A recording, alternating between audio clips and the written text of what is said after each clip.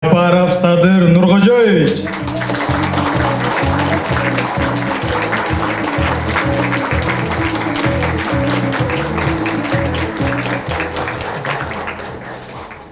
Уважаемые обладатели золотых сертификатов, одним из приоритетных направлений государственной политики в сфере образования является создание комфортных, современных условий для обучения молодежи и будущих поколений в условиях частных перемен, как это происходит сегодня.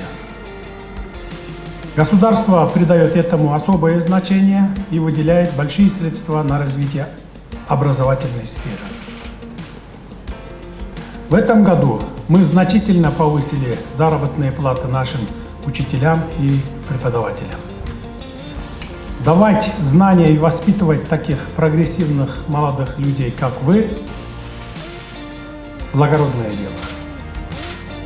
Поэтому профессия учителя должна быть одной из самых почетных и востребованных профессий в нашем обществе. Государство и впредь будет работать над этим. Ваши достижения с высокими оценками в общереспубликанском тестировании – это результат упорного труда в школьные годы, вашего отношения к образованию и будущему нашей страны.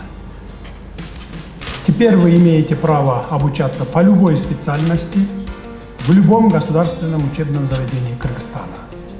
Пользуясь случаем, хочу выразить благодарность и вашим учителям, которые вас воспитали.